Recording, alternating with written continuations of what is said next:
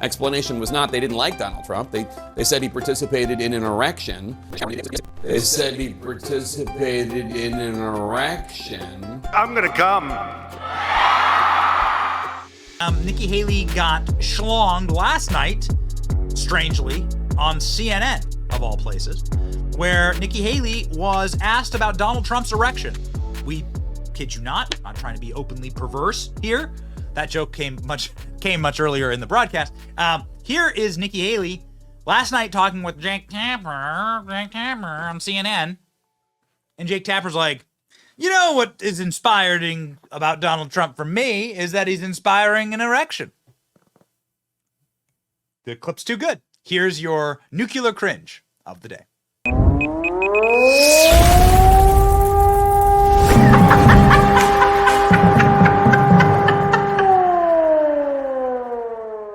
Explanation was not they didn't like Donald Trump. They said he participated in an erection. And I have to, an insurrection, and I have to say I got up at 5 this morning to do Casey Hunt's show and I'm exhausted. So. Did you see Nikki Haley? You gotta see Nikki Haley going like, she like looks off camera. she's like crazy nervous. Hey lady, you're the one who tweeted 12 fellas down, 1 to go. All right? Fighting for every inch. Stop it. Stop it. Honey, stop it. Just drop out. Enough. This is what Nikki Haley, this is what Nikki Haley looked like. Not sure about that. Democrats keep saying it, though. Democrats keep saying it. We got it. This one's too good. For me, Jayapal. Since we're on it, okay? Democrats have, we've often said on this program, had a sort of a psychosexual fetish for Donald Trump. We like Donald Trump a lot, not in that way, quite frankly. But we like Donald Trump's policies. We admire him as a person. But for the Democrat Party, it goes far further. The number of times that the Democrat Party has talked about their sexual arousal with Donald Trump is, well, I mean, quite uncomfortable, to be frank with you. And it's men and women in the party together announcing that they themselves can't contain themselves. They quite physically cannot contain themselves around Trump. Even thinking about him gets them going. Like, watch this. Let's talk about the fact that President Trump incited an erection. And maybe that too. Yeah, you could talk about that too, I guess.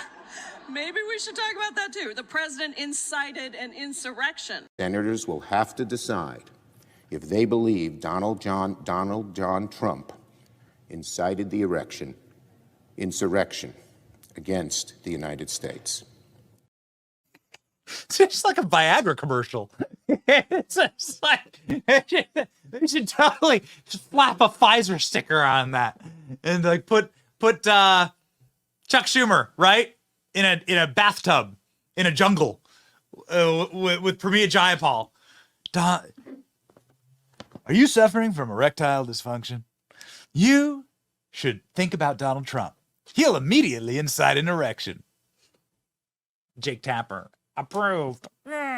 Nikki Haley, oh. We're having too much fun. Okay, ladies and gentlemen, down to brass tacks. Super Tuesday could also be very, very bad for Joe Biden. Super Tuesday may mean that Joe Biden gets more of these uncommitted votes, right? You saw 100,000 people not vote for Donald Trump, which is what they should do, right? Because this party's abandoned you and they hate you. The Democrat Party hates you, right? They didn't vote for Joe Biden. They didn't vote for Donald Trump. They should have done that. But in Michigan, 100,000 people voted uncommitted. Expect to see a lot more of that tonight. It's humiliation for Joe Biden. They're refusing to vote for Joe Biden as Democrats in these closed primaries. And so why would that be? CNN has the shocking details. This is our Salt That Lib of the day. Let's salt these libs, all right?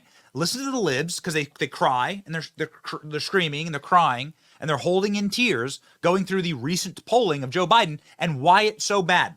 Check this out. This is the exit polling from the New York Times being talked about by CNN. So we have to double salt that lib. New York Times and CNN together sobbing on camera about how bad Joe Biden's doing. The salt must flow. Go.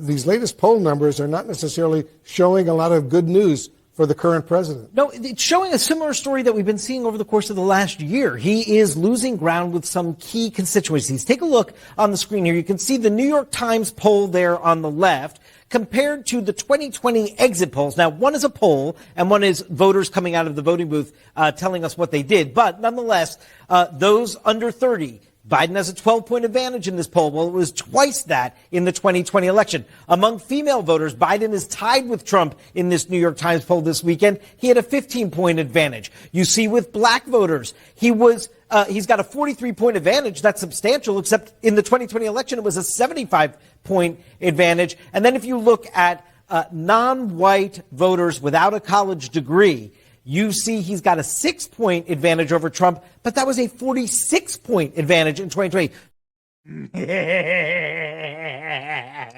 Salt. The salt must flow. Keep putting the salt up on screen. Keep putting it up. Put that salt up on screen, Robbie. Get that salt. I've seen the salt flowing. It's pouring through the comment section. We're going to put up these poll numbers here in just a second. I just want to talk through them. Rolls-Royce getting the poll numbers here. What this is it's the erosion, the destruction of whatever miniature coalition barely got Joe Biden to within rigging distance of Donald Trump. You have here the new polls. Here's the salt, and we're gonna salt the New York Times here. Here we go. Sorry. There we go. There's a little bit extra salt. I got my salt. You got your salt shakers. Look at this. Donald Trump winning the youth vote. Donald Trump tied with women. Donald Trump has cut in half, the black support for Joe Biden. Oh my. Wesley Hunt talked a little bit about that. And non-white, no college, I don't know where they come up with these categories, but non-white, no college, let's just say working class? I don't know. Working class? Going out on a limb here. Working class is now like effectively going for Trump. +6, that's a margin of error. So like working class minorities is effectively what that column is. Like that's why you see the Latino voters are like at parity now, supporting Donald Trump. There's no one left. What else you got? You have nothing left. You have essentially the mentally ill and the people who are totally in asylums. I want you to know what side you're on. You're on the right side, ladies and gentlemen. You want to be on the side of people who are not like completely gone, who aren't like patient zero for Trump derangement syndrome.